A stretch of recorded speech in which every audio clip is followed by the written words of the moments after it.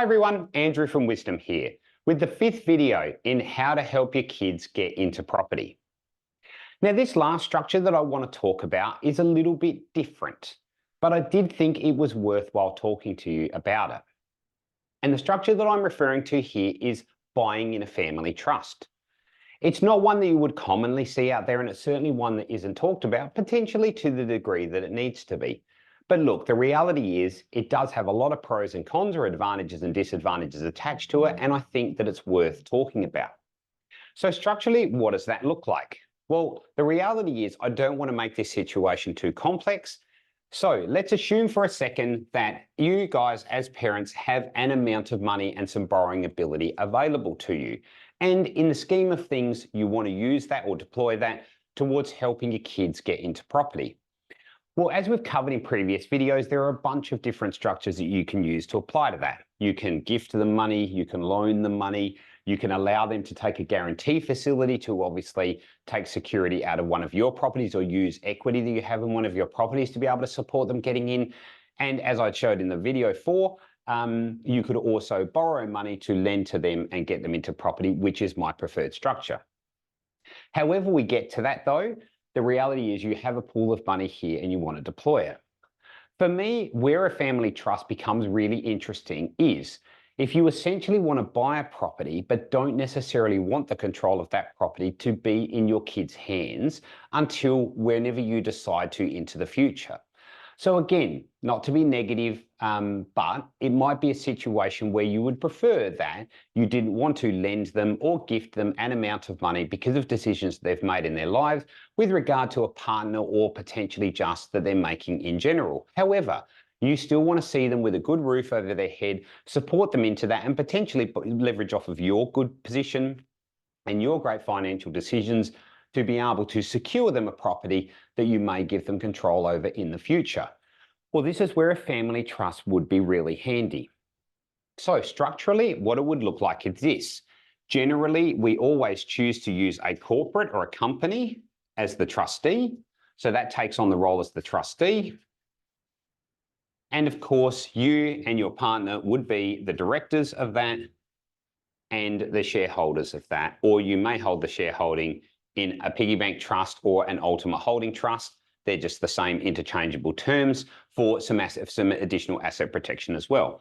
Either way, you set up the company as a trustee, and then under that, you would be setting up a discretionary trust, again, or a family trust, depending on which accountant you work with and what words they use. Either way, family trust, discretionary trust, again, they are interchangeable terms.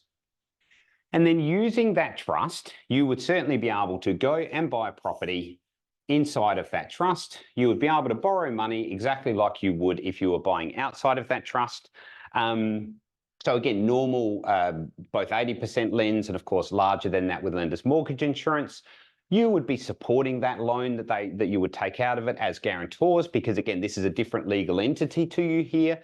But it would be effectively a little bit different, but not really that different to all of the residential lending that you've previously done, or in fact, commercial lending as well.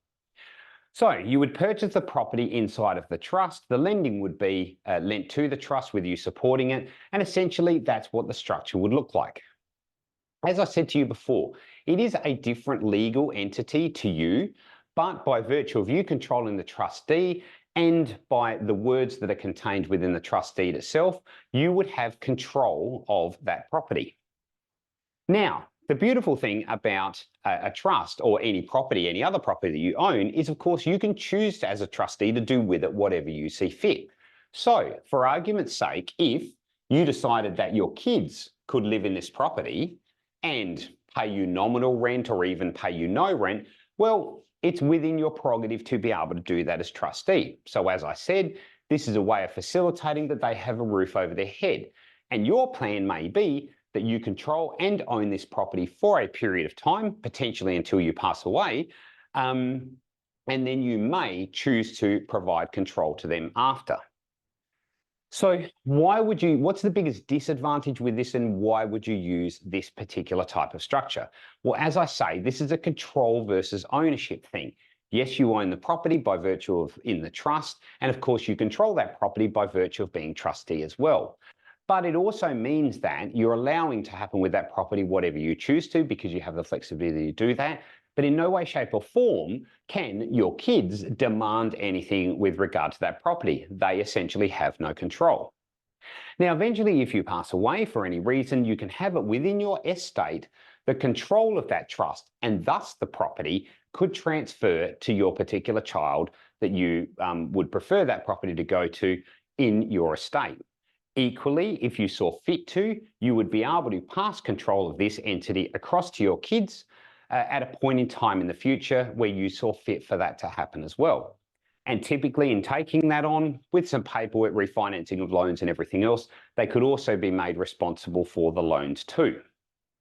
So what's the biggest disadvantage then with regard to this structure? Well, generally speaking, it's about capital gains tax and stamp duty. So by virtue of turning the control of this trust over, depending on which state you're in, it may be treated as a capital gains tax event, no different to you selling a property to your children as well, or alternately, it may also come with stamp duty too. So you do need to consider those things and in which state you're in with regard to if you then turned control of this property or control of this trust, which includes the property, over to your kids at some point in future, what would be the financial implication of doing that? Now, it's also fair to say that you could do all of this and just own the property personally. However, there are some big advantages in asset protection generally when it comes to owning the property in company trust anyway. And of course, if you own the property personally, yes, that could pass to your kids specifically by virtue of your estate. You know, you can have it in your will and part of your estate is that that particular property goes to that child. But if you were ever going to turn that property over before you had passed away and before it was being dealt with through the estate, well, of course, then it would definitely be considered to be a sale because legal ownership has changed from a legal entity to another legal entity. And as a result of that, there would be absolutely no ability to avoid the likes of capital gains tax and stamp duty as well.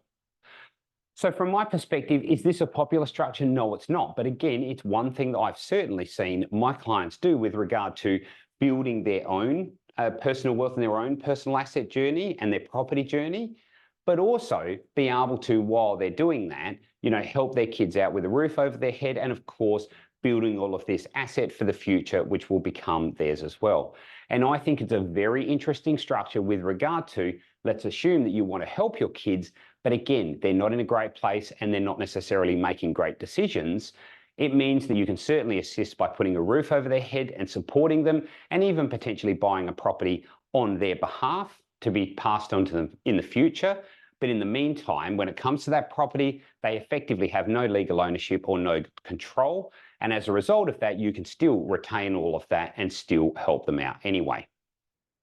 So look, do I expect a lot of you to go down that road? No, but I think it's really worthwhile talking about that, despite the fact it isn't necessarily a popular structure and it isn't something that is used widely or deployed widely because of people's circumstance. So again, hopefully that's been helpful. I really look forward to bringing to you the next video in which I'll wrap all of this up and we'll talk about all the pros and cons of the various ones and make sure that you're aware of other potential things that are out there and available to effectively help get your kids into property. Until then, I wish you happy investing and bye.